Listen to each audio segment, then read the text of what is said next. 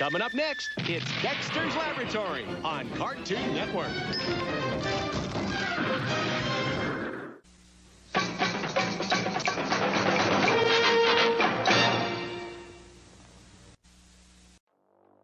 The year is 1996, and Cartoon Network is making quite the name for itself and bringing new, never-before-seen programs to the public eye. The Cartoon Network Animation Studio was trying its damnedest to outshine its biggest rival, Nickelodeon, by creating new cartoons, fresh, new IPs, and new stories. This is where the studio would call upon a man named Genndy Tartakovsky, a man that would become an animation legend. If that name sounds familiar, well, that's because that show creator created and worked on several shows and movies I'm sure most of you remember with fondness, like The Powerpuff Girls, Samurai Jack, Two Stupid Dogs, Primal, Hotel Transylvania, Batman the Animated Series, and of course, the subject for today's video. Hey, what's up everybody, and welcome back to Macabre Labs presents School of Boredom, a showcase of things likely forgotten. Cartoon Network edition. My name is Bats, and I'll be your guide today as we discuss Lesson CN 101, Dexter's Laboratory, an experiment in originality.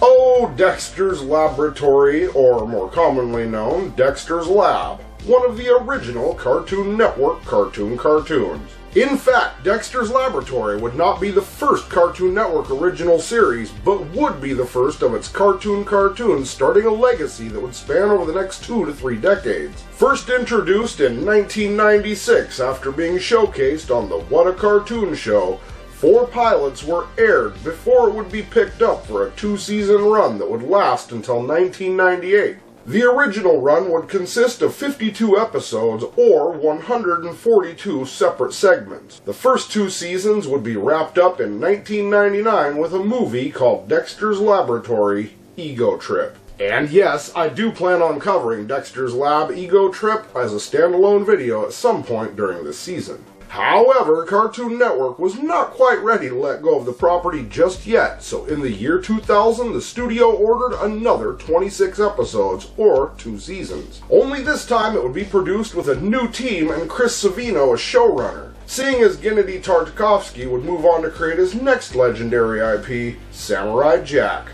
The second order, or seasons 3 and 4, would in fact last a total of 26 episodes, or 74 segments.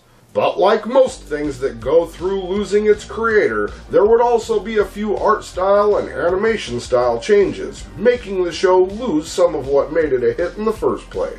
So what was Dexter's Laboratory actually about? Well, that depends on the segment you're watching, so let's start from the top. Dexter's Laboratory. The Dexter's Lab segments would usually consist of the titular character, Dexter, attempting to do some kind of work or experiment in his secret lab that he keeps hidden in his bedroom behind his bookshelf. Personally, I'm not sure how he hides such an expansive laboratory in a suburban house, and I'm not going to try to explain it. More often than not, whatever experiment he's working on is sabotaged by his slightly older and flighty sister, Dee Dee. This always results in hijinks, misunderstandings, and lessons being learned. Dexter and his sister were not always at odds with each other, however. There were a few instances where they not only worked together, but there are less than a handful of times that Dee Dee goes out of her way to do something to Dexter that he might have warranted. Instead, it would seem that Dee Dee just loves her little brother and just wants to be involved with his life and interests. What does this button do?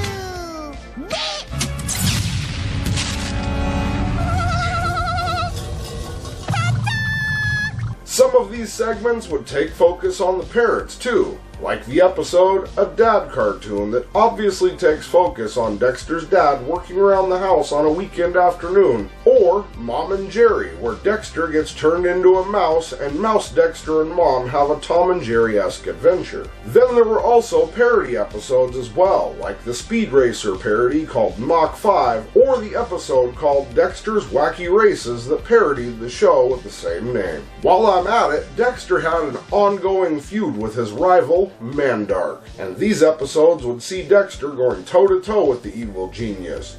A majority of these segments featuring Mandark would see the villain trying to win the attention of Dexter's sister, Dee Dee. If not chasing the dancing destruction, Mandark would be trying to sabotage Dexter out of pure jealousy.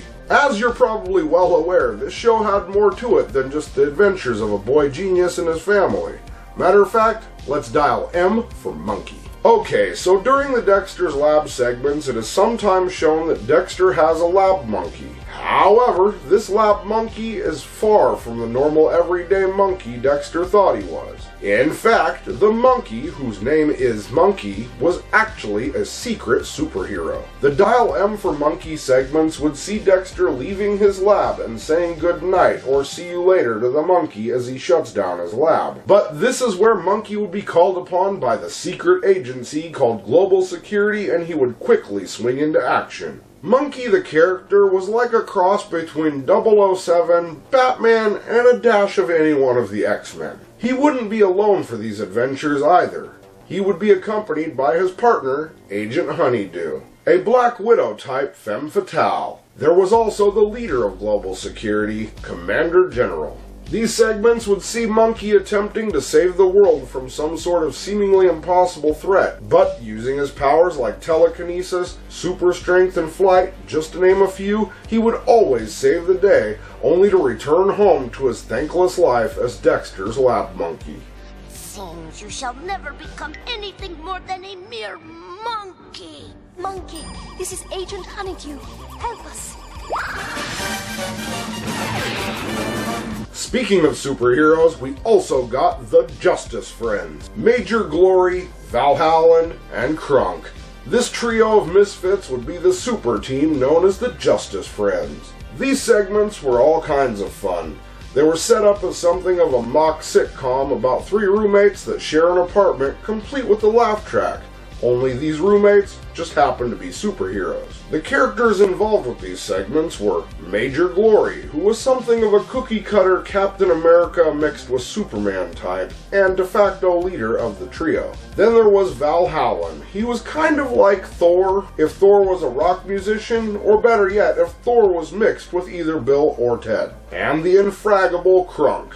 If you haven't guessed, he was very similar to the Incredible Hulk, only he had the mentality of a small child. The premise for these segments was a weird range, from consistently disagreeing with each other to arguing about how to do everyday tasks. For this trio, everything we see as normal was a call for heroism. According to the show's wiki, the inspiration for the Justice Friends came from Gendy using comic books to learn American English, and he also stated that he was disappointed and had higher hopes for the segments, saying they could have been funnier with better character development. There was also tiny little segments called the TV Puppet Pals that would be seen during Season 1 and 2 as interstitials, and sometimes seen as an in-universe television program enjoyed by Krunk.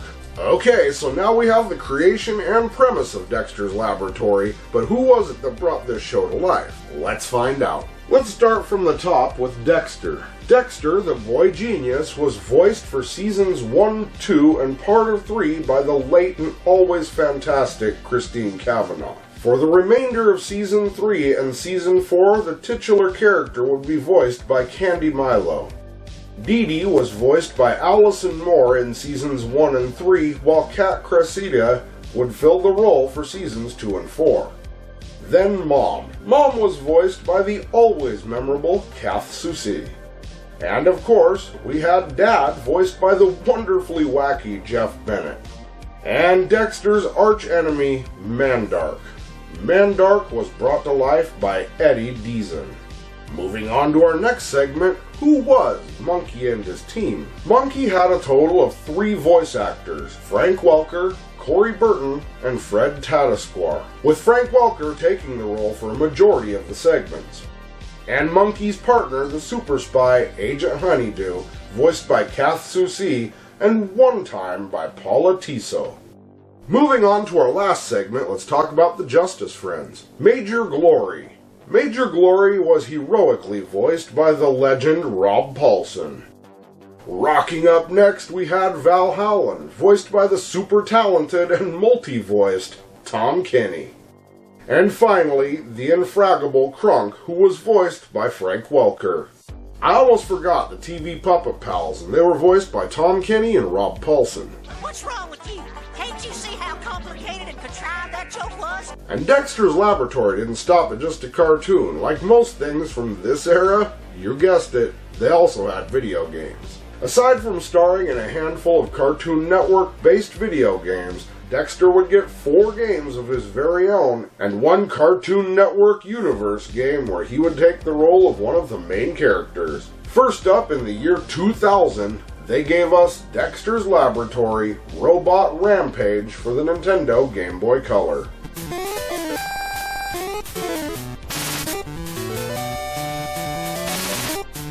Then they gave us Dexter's Laboratory Disaster Strikes for the Nintendo Game Boy Advance in 2001.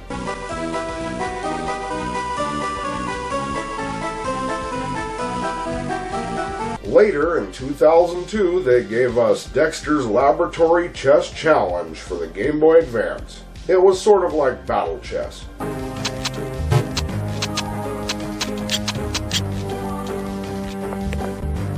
And also in 2002, they gave us Dexter's Laboratory Mandark's Lab for the Sony PlayStation 1.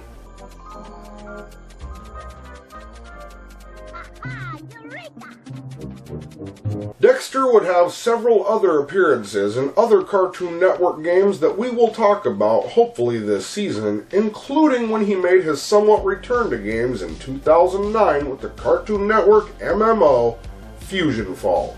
And that is one video I am seriously looking forward to making this season. As of May 2024, you can play 3 revitalized versions of Cartoon Network's Fusion Fall. Simply go to Google and search for Fusion Fall Open Fusion, Fusion Fall Retribution, or the one I'm currently playing, Fusion Fall Legacies. They are a super cool community and I highly recommend it. However, did you know there was a board game too? Yep, there was. It was called Dexter's Laboratory, The Incredible Invention vs. Dee Dee, and I plan on covering it at some point as well. There were comic books too. In fact, from 1999 until 2003, there was a Dexter's Laboratory comic series made by DC Comics, and it would have a list of 34 issues and a couple of annuals. Of course, the brand didn't stop there, because wait, there's more. Dexter's Laboratory had toys. And even a set of trading cards created by Artbox in 2001. And I'll tell you right now, an unopened box of these cards will cost you close to 300 buckaroonies on eBay, as of writing this in May of 2024. I'm sure there are a few little things I left out here or there, or a couple things I could have elaborated on, so feel free to let me know about that in the comments. But for now, here's my thoughts. Dexter's Lab is one of those cartoons you either really like or don't really care for. It had variety, fun, interesting characters, and while the premise was almost always the same, you cannot deny that the outcomes were always different.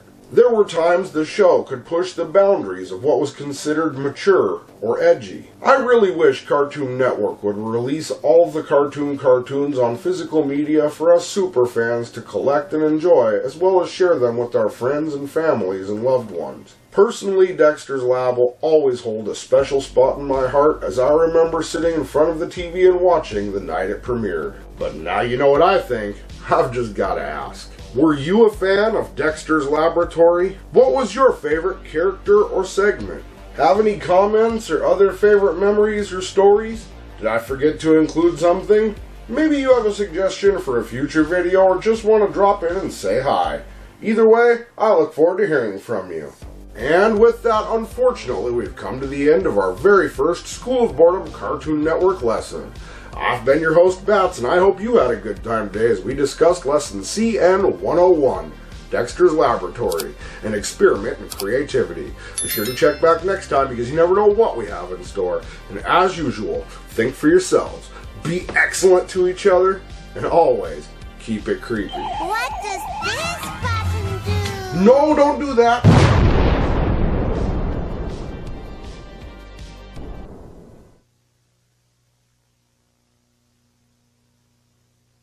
Hey, thanks for checking out our video. If you enjoyed this one and would like to see more of our weird, creepy, odd, eccentric, or strange content as soon as it comes out, please feel free to click like, subscribe, and turn on notifications for more. We'll see you later. Keep it creepy.